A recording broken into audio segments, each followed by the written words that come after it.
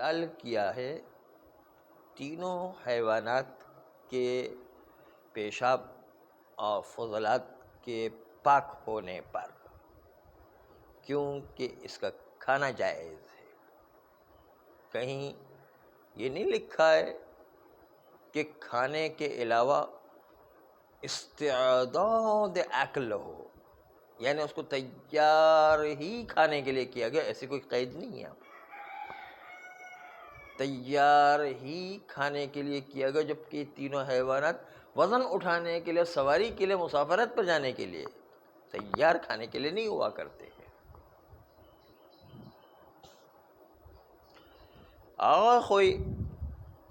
آغا حمدانی کو جواب دیتے ہوئے کہتے ہیں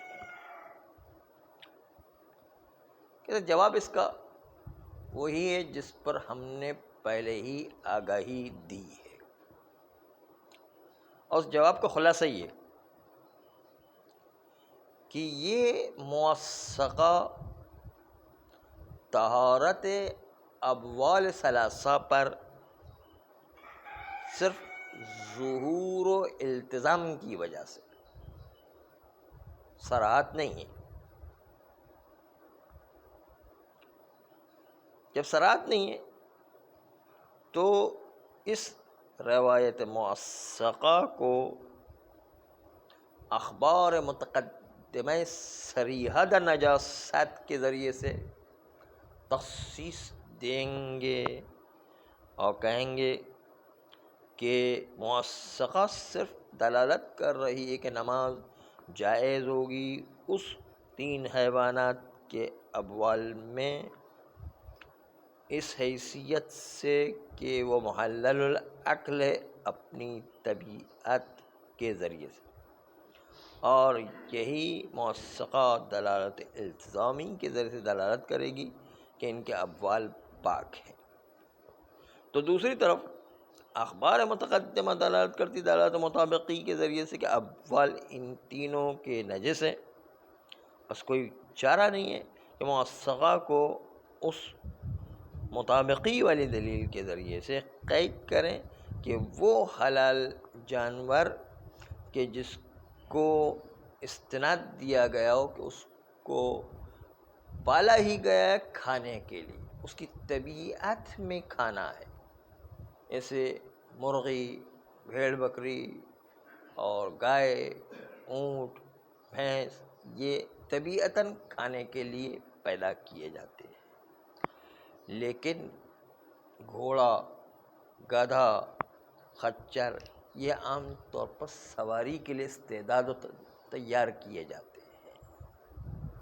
بس تخصیص دیں گے نجاست والی روایت سے اور کہیں گے کہ کھانے سے مراد جس کو کھانے کے لیے تیار کیا جاتا ہے وہ جانور مراد ہے۔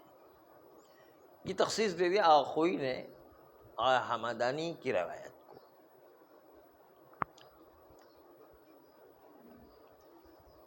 بس اس لیے خلاصہ یہ کہ ان تین حیوانات کے ابوال کو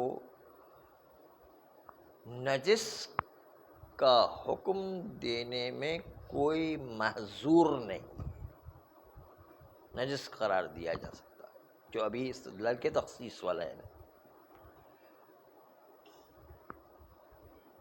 لیکن ایک دوسری باہر سے بڑی رکاوٹ نجس کے میدان میں آ گئی، وہ بہت بڑی رکاوٹ ہے کہ ہم نجس جاری نہیں کر سکتے ہیں ان تین حیوانات،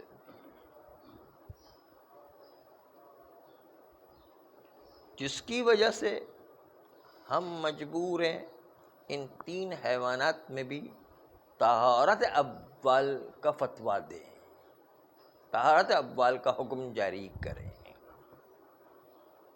وہ ہے سیرت اصحاب ائمہ کے زمانے سے لے کر مسلسل چلتی آئی ہے نسلاً بعد نسل، اور وہ سیرت یہ ہے کہ ان حیوانات کے ساتھ طہارت والے حیوانات کا معاملہ کیا جاتا ہے، خاص طور پر کثرت ابتلا جو پرانے زمانے میں تھا، اس لیے کہ لوگ انہی حیوانات کے ذریعے سے دور دور کے سفر اختیار کیا کرتے تھے، جیسے حمیر و بغل و فرس. اگر ان کے ابوال نجس ہوتے تو اس نجاست کا حکم مشہور ہو جاتا اور پھیل جاتا ہر جگہ پر، کیونکہ یہ اتنا کثرت ابتلا والا کام تھا. خاص طور پر پرانے زمانے میں سفر ہی زیادہ تر انہی چیزوں سے ہوتا. آج کل کی طرح کوئی جہاز کا سفر یا ٹرین کا سفر یا بس کا سفر یا کار کا سفر یا اسکوٹر کا سفر یا سائیکل کا سفر نہیں ہوا کرتا. وہ سارے سفر اسی پر ہوا کرتے، گدھے، گھوڑے اور خچر پر. جتنے بھی دنیا کے سفر تھے وہ اسی میں منحصر تھے نا. تو کثرت کے ساتھ ان سے ابتلاءات تھے. اس کے باوجود کہیں نجس کی بات نہ مشہور ہوئی ہے نہ نجس کی بات دنیا میں پھیلی ہے. بالکل جو ہے صرف یہ ہے کہ نجس کے بارے میں صرف 2 افراد مخالف نظر آئے، ابن جنید اور شیخ طوسی علیہ رحمہ، جو ایک کتاب میں، ہر جگہ بھی وہ بھی نہیں ہے. تو یہ اتنا کم اس طرح سے نجاست کا حکم محدود، اور پوری سیرت ائمہ کو دیکھ لیں، پھر اس کے بعد نسلاً بعد نسلاً دیکھ لیں غیبت کے زمانے کہیں پر بھی نجاست کو سیرت اصحاب میں آپ نہیں نظر آئے.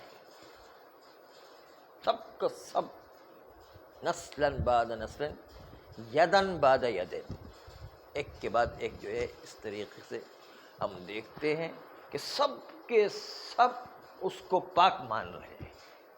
صرف یہ 2 افراد، اس میں بھی شیخ طوسی ایک کتاب کے اندر، باقی اور کتاب میں نہیں ہے.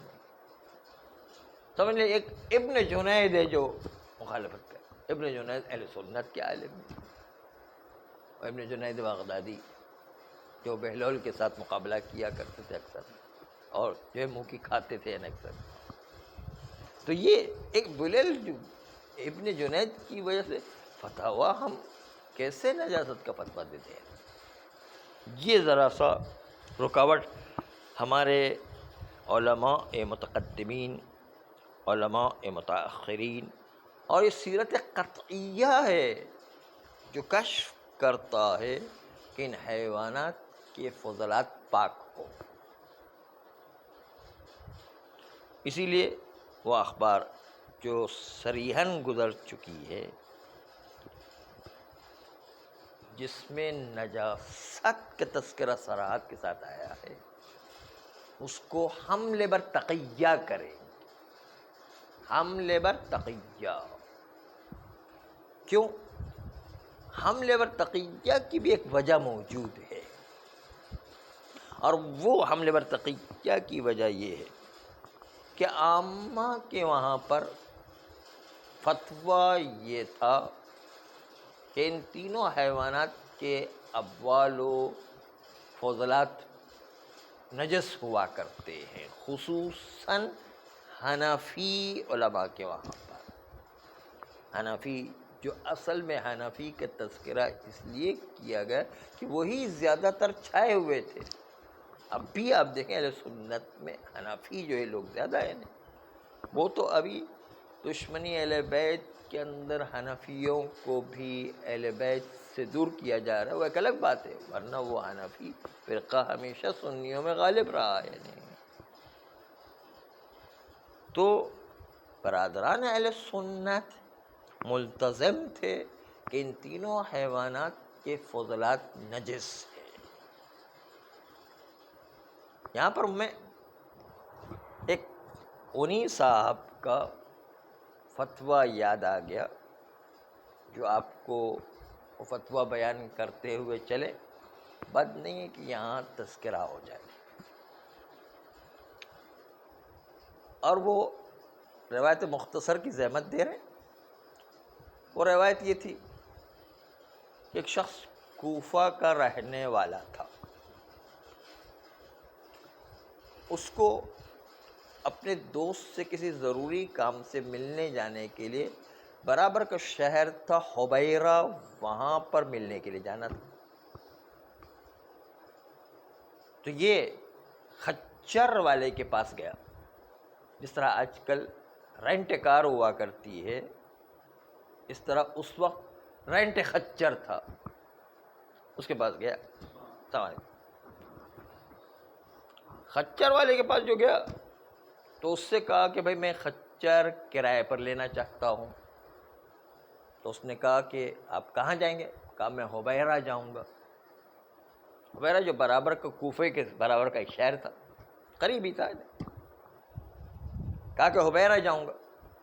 کہا کہ کرایہ 2 درہم ہوگا، کیونکہ حبیرہ شہر اتنا قریب تھا کہ خچر پر بھی آدمی ایک دن جائے، ایک دن میں آ جائے، 2 دن کے اندر واپس آ جاتا ہے. قریب کا شہر تھا. اس نے کہا 2 درہم لگیں گے. کرایہ پر لیا. یہ خچر پر سوار ہو کے حبیرہ پہنچا اپنے دوست سے ملنے کے لیے. اس سے کوئی ضروری کام تھا ظاہر. جب اپنے دوست سے ملنے کے لیے پہنچا تو وہاں پر پتہ چلا کہ اس کا دوست وہاں سے نکل چکا ہے اور وہ ایک دوسرے شہر پہنچ چکا. دوسرے شہر کا نام تھا نیل. نیل شہر میں پہنچ چکا ہے. تو یہ اپنا خچر لے کر کے اپنے دوست کے پیچھے نیل شہر میں پہنچا. جب نیل شہر میں پہنچا تو ایک مرتبہ اس نے یہ سنا، معلومات لی تو پتہ چلا کہ دوست ملنا تو کجا، یہاں پر آنے میں بھی دیر ہو گئی. وہ نیل شہر سے بغداد چلا گیا ہے. اب اپنا خچر لے کر یہ نیل سے بغداد گیا. یہ روایت جو ہے اتنی معتبر روایت ہے، اتنی معتبر روایت ہے کہ آپ فقہی کتابوں میں استدلالی میں بھی ملاحظہ کریں گے تمام مراجع نے اس پر فتویٰ بھی دیا ہے. اتنی معتبر روایت ہے. نیل سے بغداد گیا. اب جب بغداد پہنچا تو کہا یہاں پر بھی دیر ہو گئی آپ کو آنے میں. آپ کو دوست تو چلا گیا نہیں. پتہ چلا بغداد سے وہ کوفہ آ گیا. پھر گھوم پھر کے بعد دوبارہ کوفہ آ گیا. پھر بغداد سے اس کے پیچھے کوفہ آیا. اور کوفہ میں آنے کے بعد اپنے دوست سے جو ملاقات کرنا تھی، جو کام تھا وہ تو کیا، لیکن اصل بات یہ کہ خچر والے کو جب جس سے کرائے پر خچر لیا تھا واپس کرنے گیا تب مسئلہ پیش آ گیا. کیونکہ جو ہے وہ تو 2 دن کے لیے لے کر گیا تھا. اب وہ اتنا گھوم پھر کر کے آ رہا ہے تو بہت دیر ہو گئی. چنانچہ خچر والے کے پاس گیا، خچر واپس کیا تو اس نے کہا بھائی آپ تو حبیرہ شہر گئے تھے. حبیرہ شہر تو قریب ہے، 1 دن جانے کا 1 دن آنے کا، 2 دن. آپ نے 15 دن لگا دیے، اتنی دیر کیوں کر دی یعنی؟ تو انہوں نے کہا ہاں کیا کروں کہ مجھے اپنے دوست سے ملنا تھا حبیرہ شہر، تو وہاں سے نیل چلا گیا. میں اس کے پیچھے نیل گیا تو وہ بغداد چلا گیا. اس کے پیچھے بغداد گیا تو وہ جو ہے کوفہ آ گیا. تو میں جو ہے کوفہ ان کے پیچھے آیا. تو گھومتا گھومتا چونکہ آیا ہوں اس لیے مجھے 15 دن لگ گئے. تو 15 دن لگ گئے. تو ایک مرتبہ میں نے اس خچر والے سے کہا کہ 2 دن اس کے 2 درہم آپ کا کرایہ بنتا تھا. اب میں نے 2 دن کے بجائے 15 دن لگا دیے، تو 15 درہم آپ اس کا کرایہ لے لو. اس نے کرایہ لینے سے منع کر دیا. کہا کہ نہیں اتنا کرایہ تو نہیں لوں گا، اس کا کرایہ تو بہت زیادہ بنتا ہے. اس لیے کہ ہر علاقے کا اپنا ایک کرایہ ہوتا.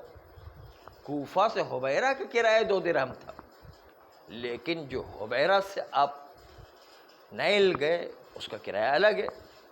نیل سے بغداد گیا اس کا کرایہ الگ ہے. بغداد سے کوفہ ہے، اس کا کرایہ الگ ہے. تو یہ 15 درہم کرایہ نہیں بنتا. جو اس کا کرایہ بنتا ہے وہ میں کرایہ لوں گا، وہ بہت زیادہ ہے. مثلا روایت میں وہ تذکرہ نہیں ہے، لیکن فرض کریں کہ اس نے کہا کہ 50 درہم لوں گا، اتنا کرایہ بنتا ہے میرا. تو اس نے کہا کہ میں 50 درہم کیوں کرایہ دوں گا، میں 50 درہم تو کرایہ نہیں دوں گا. 50 درہم تو جو ہے بہت زیادہ ہے. 15 درہم میرے حساب سے بنتے، میں آپ کو 15 درہم دوں گا. اس نے کہا نہیں، ہمارا جو قانون ہے اس کے اعتبار سے جو کرایہ بنتا ہے وہ 50 درہم بنتا ہے، آپ کو 50 درہم دینا پڑیں گے.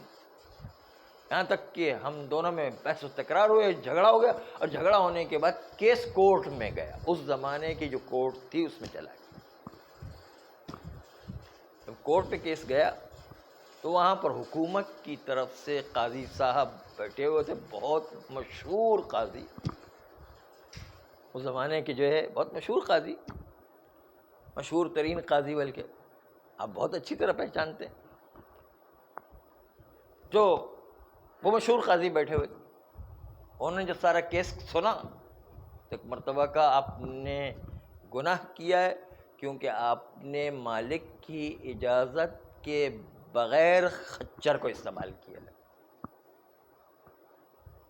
وہ جو آدمی تھا خچر لے کر گیا تو اس کا نام تھا ابو الحسن. اس ابو الحسن وہ ایک شیعہ تھا. اس سے کہا کہ آپ نے گناہ کیا ہے، اس لیے آپ گناہ گار ہیں، توبہ کرنا واجب ہے. لیکن وہ جو درہم دینے کا معاملہ ہے اس معاملے میں آپ کو کچھ بھی نہیں دینا ہے. کہیں کا کچھ بھی نہیں دینا ہے. کہاں؟ اس لیے کہ آپ کا جو آفیشلی معاہدہ ہوا تھا وہ کوفہ سے حبیرہ تک کا معاہدہ ہوا تھا، اور جب آپ نے کوفہ سے حبیرہ کے بعد نیل گئے، نیل سے بغداد گئے، بغداد سے پھر کوفہ آئے، تو وہ آپ نے اس معاہدے کی مخالفت کی، اس لیے معاہدہ تو ٹوٹ کے رہ گیا، ختم ہو گیا. معاہدہ تو ختم ہو گیا. اس کے بعد قانون یہ ہے کہ جب معاہدہ ختم ہو جاتا ہے تو کوئی دوسرا معاہدہ ہو تو ٹھیک ہے، دوسرا بھی کوئی معاہدہ نہیں ہے. اس لیے جب غصب کے اندر جو ہے معاہدہ ٹوٹ جایا کرتا ہے تو غصب کے اندر غاصب پر لازم ہے کہ جو جانور یا جو چیز غصب کیے وہ لا کر کے مالک اصلی کو دے دے، بس معاملہ ختم. تصرف کیا، بس وہ جو ہے گناہ گار ہے، بس ٹھیک ہے. معاہدہ تو کوئی نیا معاہدہ تو ہے ہی نہیں، پرانا معاہدہ تو ٹوٹ گیا نہیں. اس لیے غصب کا گناہ گار ہے، اور غصب کا گناہ گار ہونے کے سے توبہ کرے، باقی جو پیسے سے کچھ دینے کی ضرورت نہیں. ایک مرتبہ میں تو بہت خوش ہو کے کورٹ سے باہر آ گیا کہ 15 درہم بھی بچ گئے. تو 15 درہم بھی نہیں لیے اس وقت. کورٹ نے میرے حمایت میں فیصلہ کر دیا. وہ دوسرا جو خچر والا تھا اس نے کہا انا للہ و انا الیہ راجعون. یہ کون سا فیصلہ کر دیا؟ بڑا جو ہے غمگین انداز میں کورٹ سے وہ بھی باہر آیا. میں نے کورٹ سے باہر آنے کے بعد اس سے کہا کہ بھائی چلو، کورٹ نے تو میری حمایت میں فیصلہ کر دیا، 15 درہم بھی مجھے نہیں دینا، لیکن میں آپ کو پھر بھی ایسے ہی میں سمجھتا ہوں تمہارا حق بنتا ہے، اس لیے 15 درہم دے رہا ہوں. آپ راضی ہیں؟ کہا میں راضی ہوں. کچھ نہ ملنے سے بہتر ہے 15 درہم تو مل جائے گا.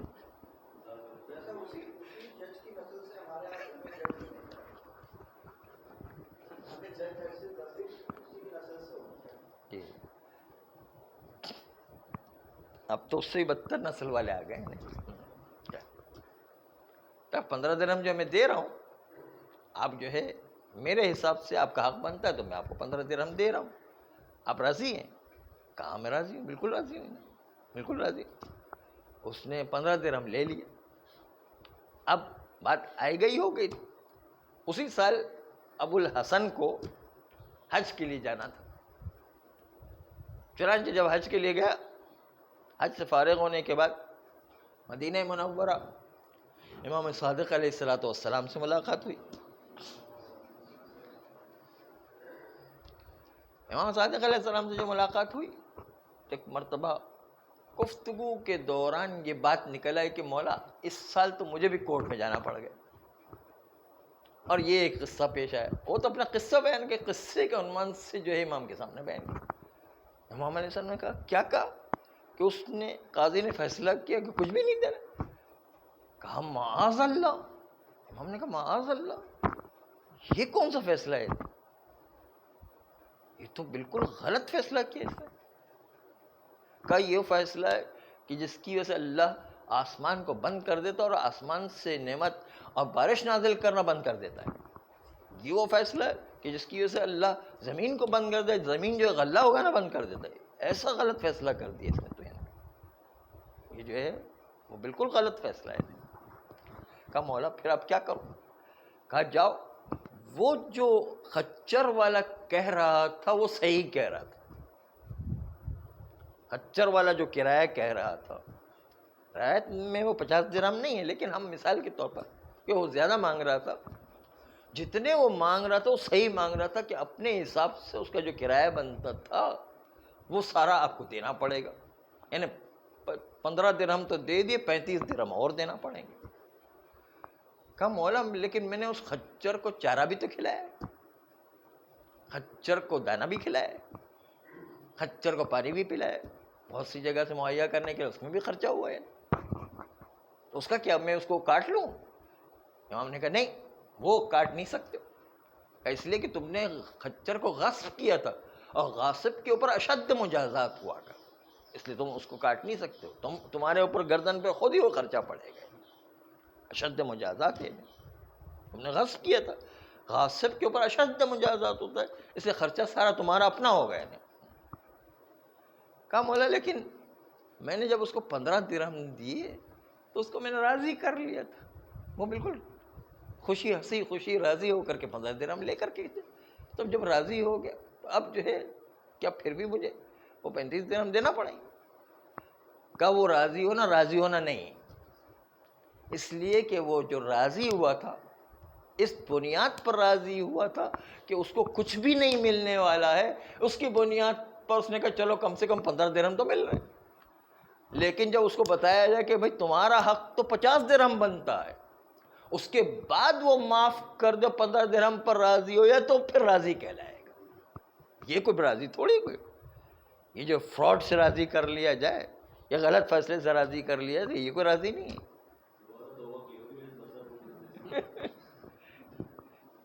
کہتے یہ راضی نہیں ہے، یہ رضامندی نہیں چلے گی، یہ تو فراڈ والی رضامندی ہے، غلط رضامندی ہے.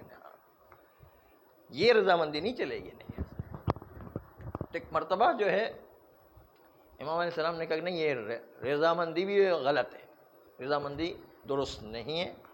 تم جا کر اس کو اپنا جو حق بنتا ہے، جو وہ کہہ رہا تھا کرایہ بن رہا ہے، وہ دینا پڑے گا. یہ امام علیہ السلام سے ملاقات کر کے کوفہ آیا. کوفہ جو اس کا شہر تھا، آیا خچر والے کو ڈھونڈا. خچر والے کو تلاش کرتے ہوئے جب ڈھونڈا ملا تو خچر والے کے پاس لے جا کر کے 35 درہم دے دیے اس نے. خچر والا بھی حیران ہو گیا کہ بھائی قاضی تمہاری فیور میں، حکومت وقت تمہارے ساتھ، اور تم نے 15 درہم مجھے راضی بھی کر لیا ہے، پھر بھی جو ہے یہ مزید 35 درہم لا کر کے دے رہے ہو، آخر کس لیے؟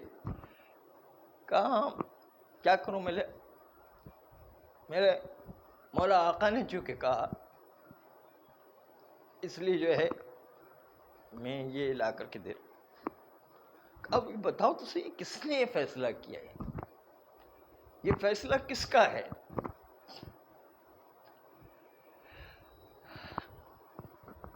کہا میں اس سال حج گیا تھا اور حج کے بعد مدینہ منورہ گیا اور اپنے چھٹے امام صادق علیہ السلام سے ملاقات کی، اور ضمنی طور پر یہ واقعہ آ گیا. چھٹے امام نے کہا معاذ اللہ، یہ کون سا فیصلہ ہے؟ غلط فیصلہ ہے. زمین و آسمان اس فیصلے کے سے بند ہو جایا کرتے اور جو اپنی نعمتیں نہیں برسایا کرتے، بلکہ وہ جو خچر والا کہہ رہا تھا بالکل صحیح کہہ رہا تھا، اس کا جو کرایہ بنتا ہے وہ دینا پڑے گا، چنانچہ میں یہ 35 درہم آپ کی خدمت میں لے کر آیا۔ تو خچر والے نے کہا کہ اس فیصلہ کرنے والے نے ایسا فیصلہ کیا ہے کہ جس کی وجہ سے ان کی محبت میرے دل میں جاگ اٹھی، اور اس کی وجہ سے میں آج سے ان کی امامت کا اقرار کرتا ہوں، آج سے شیعہ ہوتا ہوں، اور اسی شیعہ ہونے کی بدولت میں تم پر شیعہ ہونے کے ناطے وہ باقی رقم معاف کرتا ہوں۔ یہ تھی اصل معافی ہے۔ تو آپ نے دیکھا وہ صاحب کیسے جو فیصلہ کیا کرتے تھے، بالکل وہ درہم ہی ختم کر دیا اس نے۔ وہ صاحب نے تو بالکل ایک درہم بھی جو ہے معاف کر دیا۔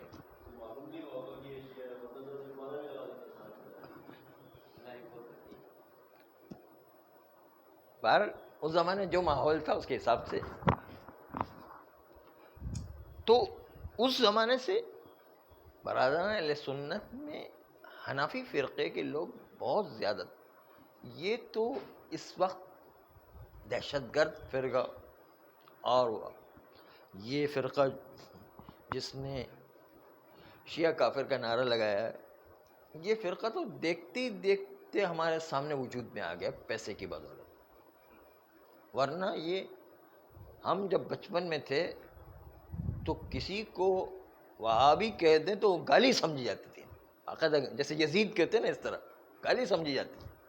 دیکھتے دیکھتے یہ جو ہے فرقہ جو ہے پیسے کی بدولت اونچا آ گیا۔ پیسہ یہ کام کرتا ہے سارے۔ تو جو چیز گالی تھی آج جو ہے وہ اتنے حاوی ہو رہے ہیں۔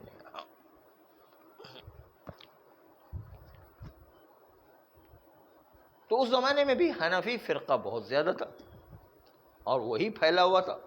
ان کے لیے تو خصوصاً تاکید تھی کہ ان 3 حیوانات کے فضلات اور پیشاب کو نجس سمجھا جائے۔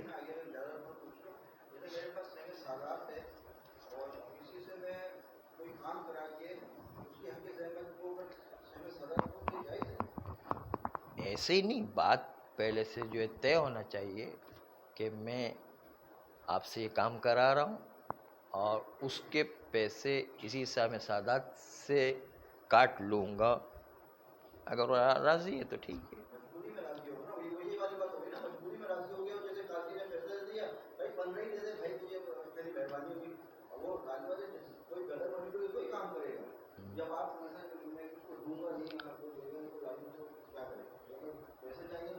ہاں، مجبوری کو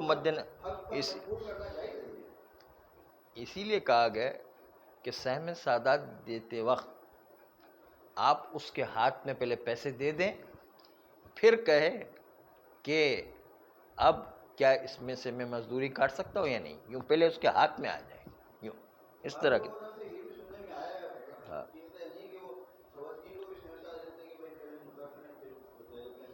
وہ ایک ٹاپک جو ہے نا، وہ نجی ٹاپک ہے، انشاءاللہ پھر خلوت میں بات ہوگی۔ خلوت کی بات خلوت میں بہتر رہتی ہے نا۔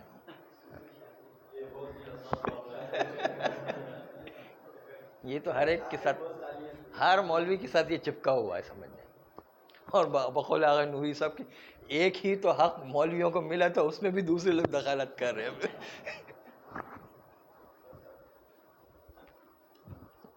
یہ جی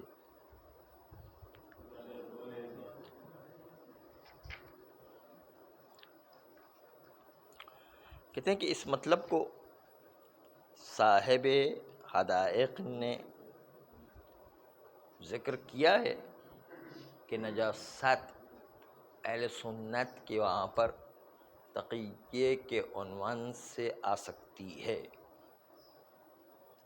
لیکن روایات نجاست کو حمل بر تقیہ کرنے کو صاحب حدائق منع کرتے ہیں۔ اس بات کی طرف نظر کرتے ہوئے کہ جب تک کہ روایات مبتلا بمعارض اقوا نہ ہو تب تک اس کو تقیے پر حمل نہیں کیا جا سکتا ہے. اور یہاں کی جو نجاست والی روایتیں ہیں اس میں اقوی روایت معارض نہیں ہے بلکہ ضعیف روایت معارض ہے. جو طہارت والی روایت ہے وہ ضعیف روایت ہے. تو ضعیف روایت جب ہو تو معارض ضعیف روایت تقیے میں نہیں چلا کرتی. نجاست والی روایت کو تقیے پر حمل کرنے کے لیے معارض قوی ہونا چاہیے، تب اس کو ہم تقیے پر حمل کریں. یہ سیرت قطعیہ تو ہے معارض، سیرت قطعیہ جو ہے معارض تو ہے. ہاں لیکن وہ کہتے ہیں روایت ہی ہونا چاہیے، روایت اقوا ہونا چاہیے. معارض جو ہے روایت اقوا ہونا چاہیے. اور چونکہ یہاں پر کوئی معارض روایت اقوا موجود نہیں ہے کہ جس کی وجہ سے ہم نجاست والی روایت کو تقیے پر حمل کر سکیں.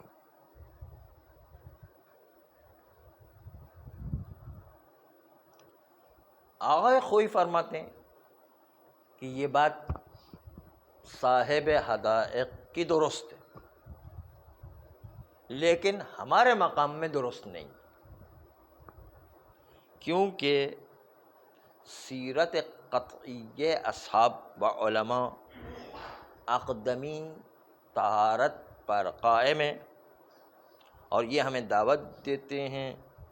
یہ سیرت قطعی اصحاب اس بات کی طرف کہ اخبار نجاست کو ہم تقیے پر حمل کریں.